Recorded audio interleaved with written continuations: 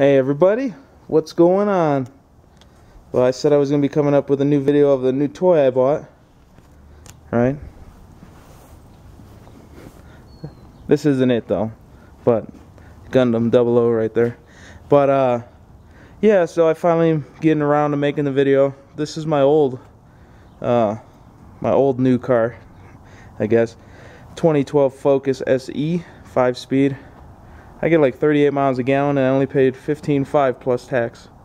So that's pretty nice, huh? So my new toy is parked over here in the street, and I got one or two guesses of what it was in the comments in the last video, and the one guy was right. It's a 2013 Focus ST.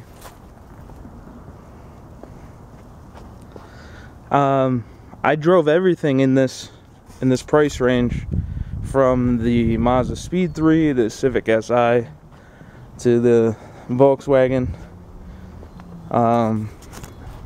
GTI, and this was the most fun car to drive. Got the best reviews overall, and I got this as an ST3 fully loaded. I can't really find any other options I could have put on it.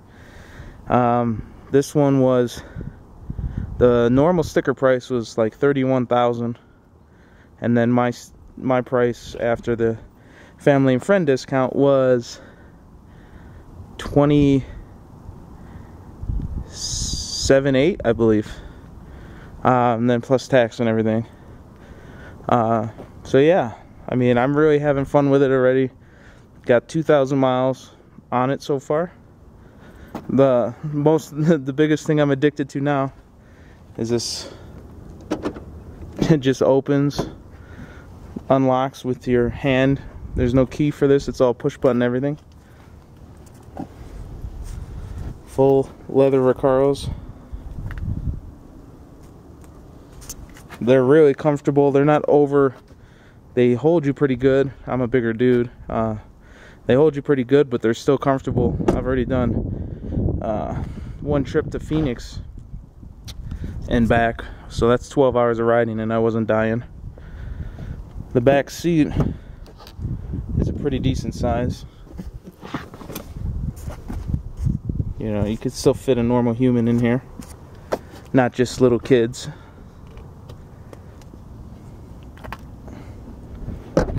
And then the trunk. The trunk's not horribly big.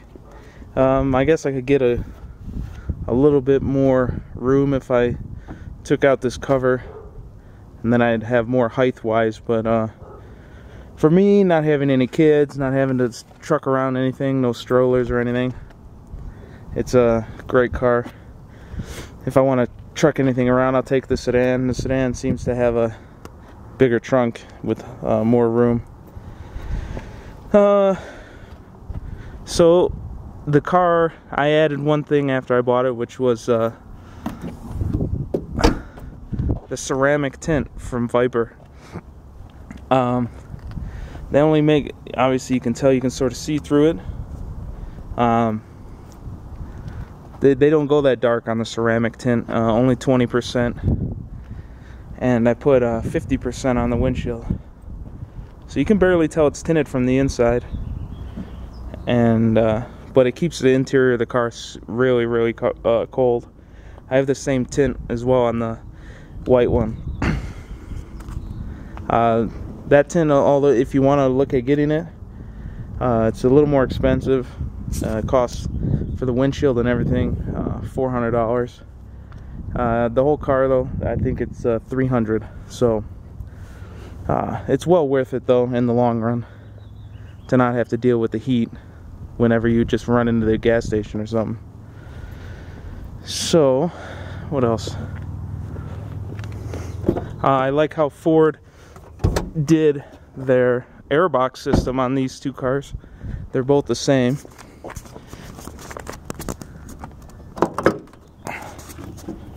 The airbox that they build is almost the same as the aftermarket air filter kits that they make.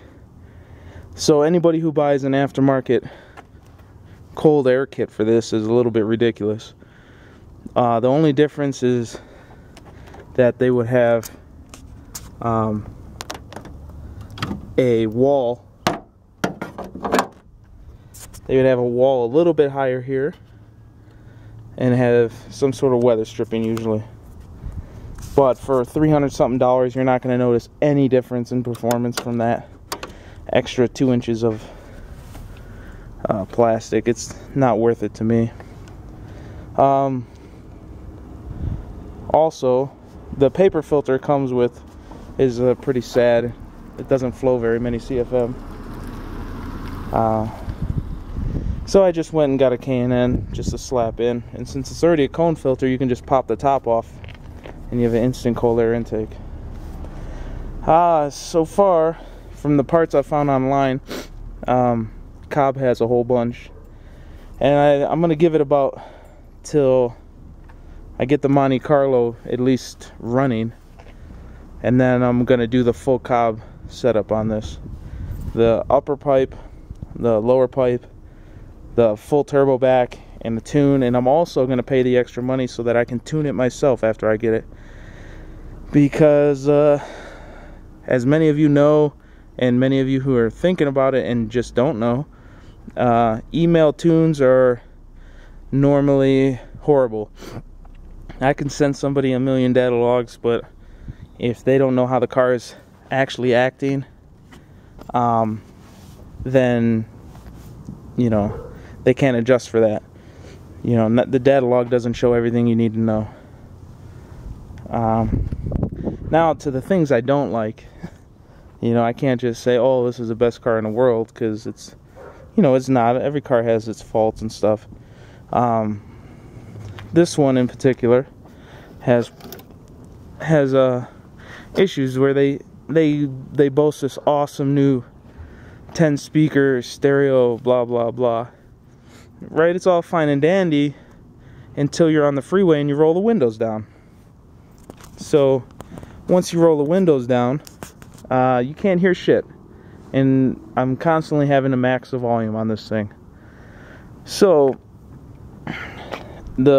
be prepared if you're buying this and you like to listen to the radio and actually hear everything with the windows down. You're gonna have to buy some sort of, you know, it doesn't have to be super powerful, but a 5-channel amplifier so that you can run the doors and the sub off the same amp. What else was a little bit annoying? I didn't like how I really don't like how quiet it is. You know, I know it's supposed to be a sport hatch, and you know, it's mostly, you know, for people who want a commuter. If they want a real sports car, they're supposed to buy a Mustang, blah blah. But it's just way too quiet. The Airbox Noise is barely noticeable before you pop this cover off. So all that noise amplification thing into the cabin is a little bit horse shit in my opinion. And other than that, I don't have really any more complaints about it. The gas mileage I'm not getting, even cruising to Phoenix from Albuquerque. Not getting nowhere close to 32 miles a gallon on the highway, and I was using cruise control because I was trying to just relax and cruise. The best I've gotten so far was about 27.5, 28. But I don't have a whole lot of driving going on. Other stuff I like about the ST3 is the ambient lighting that you get when you turn the headlights on. I like the side blinkers, and also when I make a left or a right turn, it lights up the side that I'm turning to. So if you're in the dark, and I believe it's this one right here,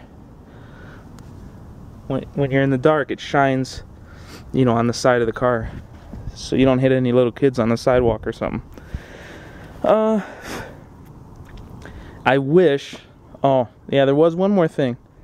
I totally wish that they would have not gone retarded my other focus. $15,500 and I get flex fuel system, right?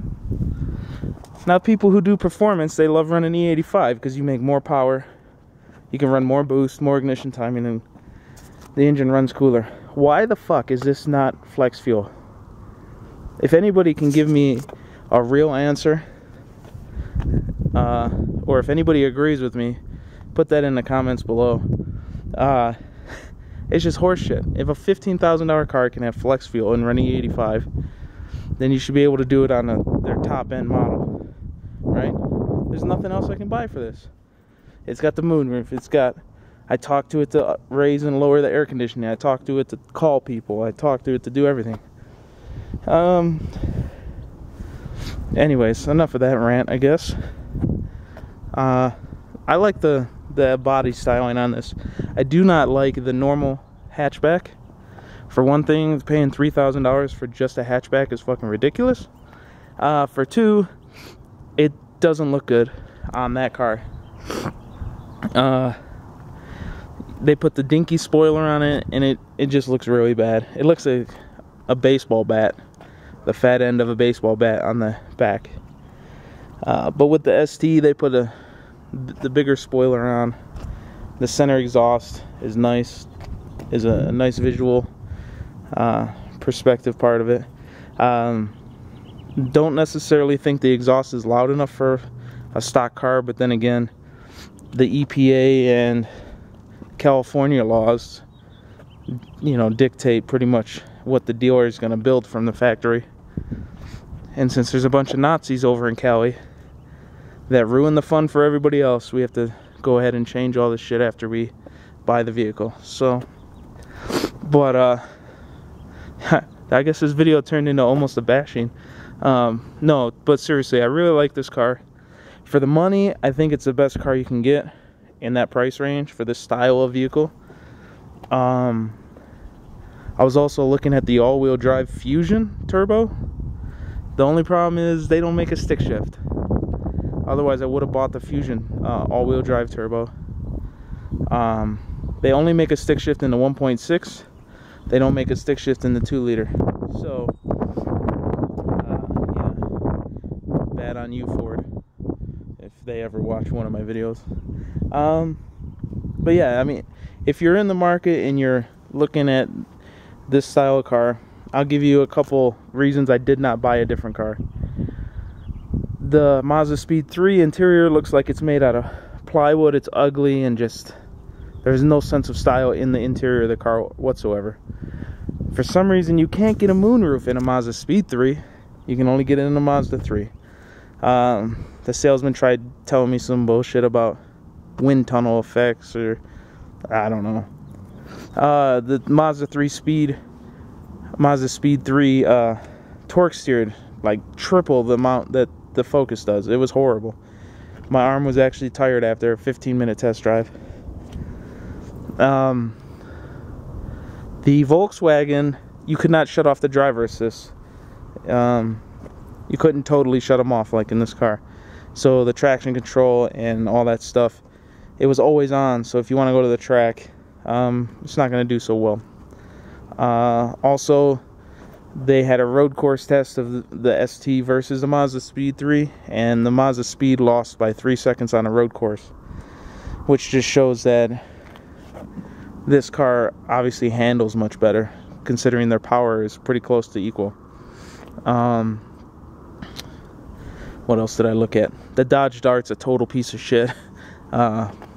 It's more like a fashion item. It's more like having a pocket Chihuahua that you carry around in a purse. That's what I saw the Dart as. And it's going to be just like the old Dodge Daytona and the Dodge, what was the other one? They look like the 1990s Ford Probe. Anyways, it was just really bad. Chrysler hasn't made a decent car in so long, and that's the reason that they have the, you know, the tenacity to ask for a bailout like every 5 fucking years. Yeah, they just need to stop with all the, they should have went out of business in the early 80s. But, yeah. There was a couple other cars. I looked at the Taurus show, although that was like 10 grand more.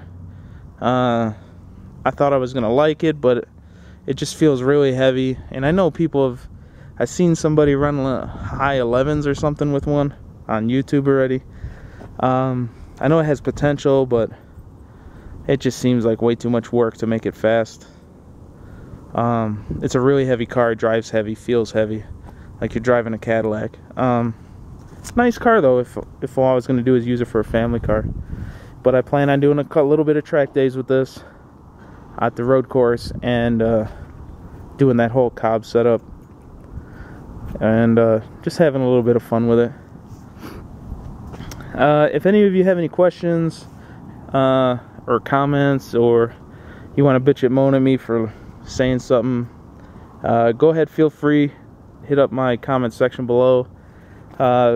If you guys want me to do any other videos on this, like at the track or anything, go ahead and comment that at the below too.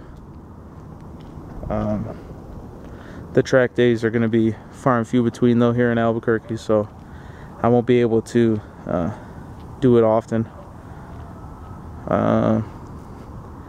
But I will, whenever I buy something to do anything to this, I'm going to go ahead and make a video on it.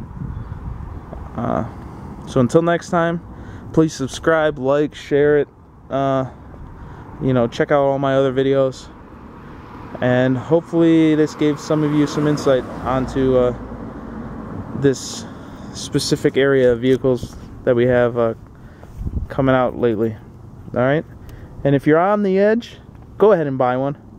If you think it's too much money, you could get an ST1, which doesn't have any of the options, but you still get the same power, you get the same transmission, same suspension, same brakes. So the base car is still going to give you the performance stuff. You're just not going to get any of the goodies. But if you like the goodies, then I would say get the Ford Fiesta 1.6 ST turbo. That's going to be, actually has a better power to weight ratio than this car does from bone stock. This one has more potential because the motor's bigger, but the Fiesta is lighter, and although it has less power, the power to weight ratio, which means power per pound of vehicle, is better. So till next time, have a good one.